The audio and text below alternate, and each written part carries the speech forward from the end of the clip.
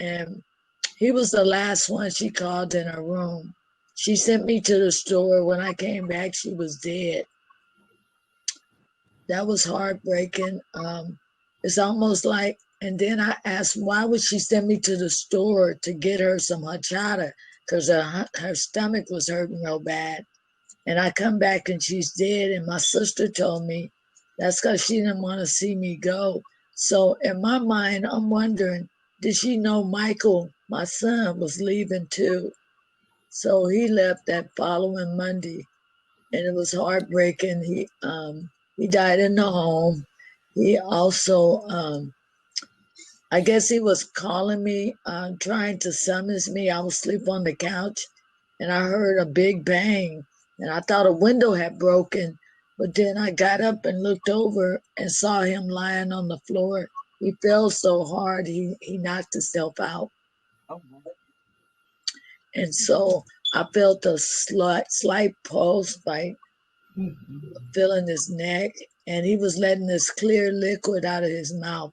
He had been sick that night, and before I went to bed, I asked him, did he want me to take him to the doctor?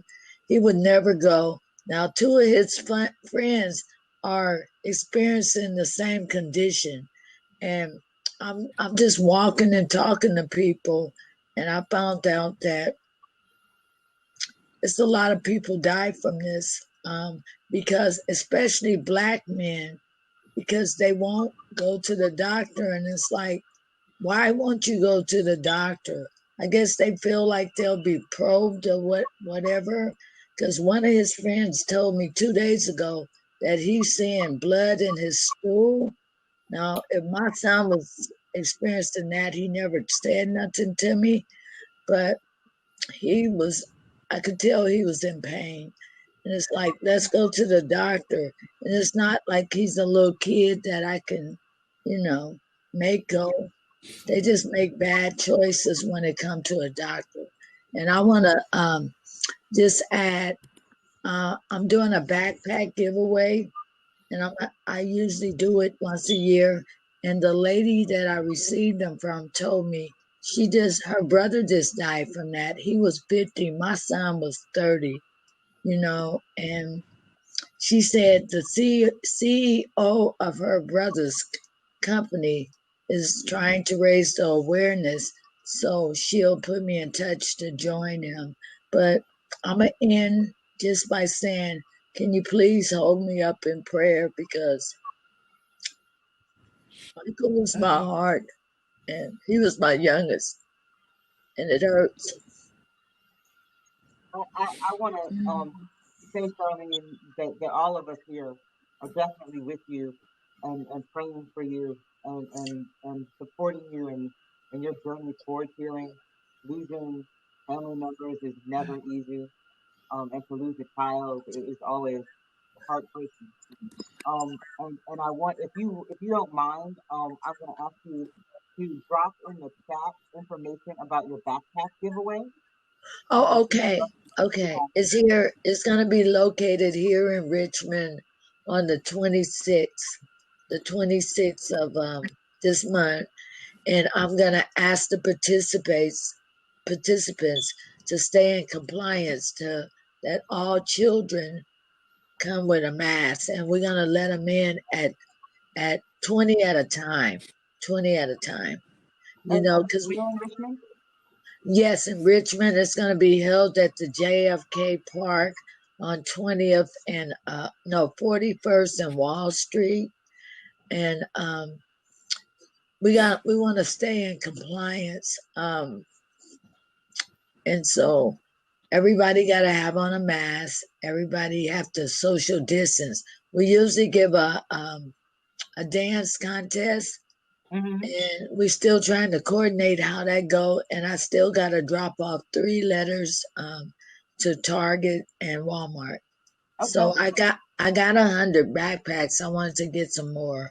Okay. And, Well, thank you for joining us and for sharing your story with us.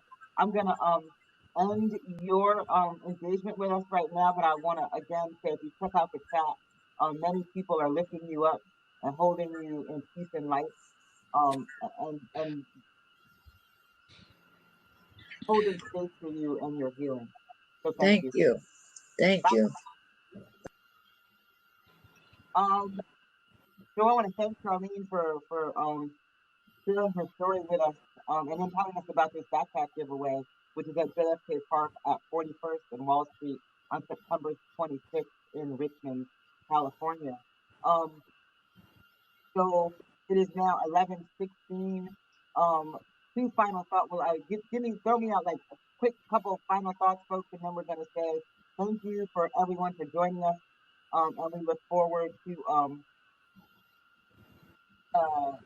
the rest of the conference today. And please check out the Hop In Expo, which is happening now, as well as virtual networking, which is happening now. So quick wrap up thoughts, ladies. I would just say seize the time, connect with people, be open about what's really going on with you personally and what's going on with your organization. This is the moment to make real things happen. So just open up and share and collaborate and partner with folks and just be in love. Be in love. I echo that. Create, make a way. Yeah. Concentrate on being a blessing to somebody else. Yeah. Yeah. It's a roll call. Use your voice. Not just your voice. Don't just sit back and talk about stuff. Be about something. There's a lane for everybody. Find your lane, get in your lane, and love each other. Hold on to each other and look for somebody that you could be a blessing to. I love that you said roll call, Dr. Nzinga, and the thing that came to the top of my mind was just gratitude, and to start to all of us just remember those who contributed to us, names that we haven't said in decades, people we hadn't thought about in years. They may be standing in the balance, wanting to support you from the other side. So for all of those names that we lifted up, for all the people that we shouted out, thank you, each of you, for what you do, seen and unseen, acknowledgement or not. And that we put aside any insecurities that have kept us apart, and then we learn to come together as that space between, and we come together and we really like knock this shit out for us, without consideration of master's children and their children's children. We do this for us. So I'm speaking on behalf of the Choctaw who have been forgotten, our native roots. I'm speaking on behalf of those who couldn't read and write, the sharecroppers. I'm speaking on behalf of those who take care of our babies and who get looked over or don't have the right complexion or don't have the right size or shape. Thank you for existing and being. And we love you and we see you, and let's go, y'all. Like, this is our time. No looking back. This is our time. And I say to those who show up with a different mental capacity, they are our teachers. And I think that if we're talking about a brave new world, we've got to look at how to better coexist with people who have different mental capacities. Yeah. I want to thank everyone who is here in this space with us today. This has been an amazing conversation. I can't thank the three of you enough for agreeing to join us here today. And I can't thank you enough, those of you who, wherever you are, decided to spend a few moments with us today. And we look forward to seeing your work. And to the rest of today's conference, again, check out the virtual networking session and the Hop In Expo. We're going to end today's session. And again, thank you. Outstanding. Thank you, everybody. Thank you. Blessings. Blessings.